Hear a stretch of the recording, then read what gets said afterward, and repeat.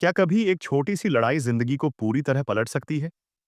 आज के एपिसोड में एक ऐसा हादसा होता है जो इशिता और पल्लवी दोनों की दुनिया हिला देता है। एक गलती, एक खून और अब हर तरफ सिर्फ डर ही डर। एपिसोड की शुरुआत होती है पल्लवी से, जो घर में बड़े प्यार से कैंडल लाइट डिनर की तैयारी कर रही होती है। सब कुछ शांत लगता है, लेकिन तभी अमर की एंट्री होती है और माहौल एकदम बदल जाता है। अमर पल्लवी पर पुराने रिश्ते को लेकर इल्जाम लगाने लगता है। पल्लवी उसे समझाने की पूरी कोशिश करती है, लेकिन अमर का गुस्सा काबू से बाहर हो जाता है।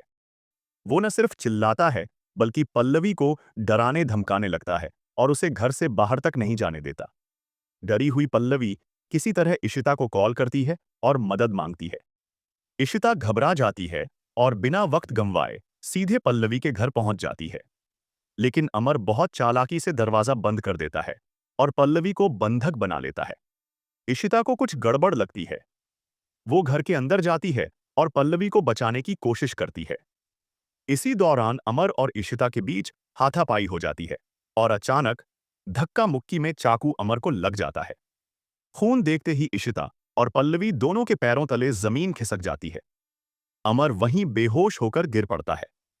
पल्लवी कांपते हुए कहती है, इशिता, अमर मर गया। और इशिता सदमे में बस एक ही बात दोहराती रहती है, मैंने कुछ नहीं किया, ये सब गलती से हुआ है। उधर रमन घर लौट रहा होता है।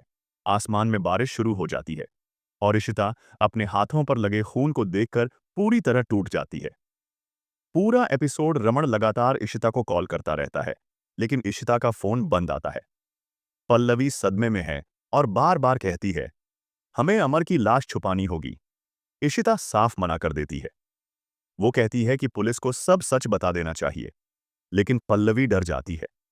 उसे अमर के ताकतवर परिवार का डर सताने लगता है। वो इशिता पर दबाव डालती है, बच्चों का वास्ता देती है, जेल जाने का डर दिखाती है और कहती है कि अगर सच सामने आया तो दोनों की जिंदगी बर्बाद हो जाएगी। आखिरकार इशिता टूट जाती है और दोनों मिलकर अमर की लाश को बैग में डालती है और उसे नीचे ले जाने की कोशिश करती है। तभी अचानक डोरबेल बजती है। दोनों के होश उड़ जाते हैं। दरवाजे पर कोई और नहीं बल्कि अशोक खन्ना खड़ा होता है।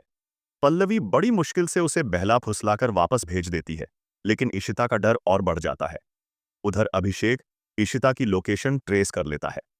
रमन, मिहिर और अभिषेक चड्ढा के घर पहुंचते हैं, लेकिन घर पूरी तरह खाली मिलता है।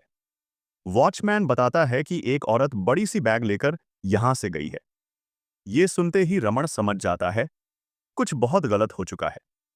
अब आगे क्या होगा, ये जानने के लिए जुड़े रहिए हमारे साथ। धन्यवाद।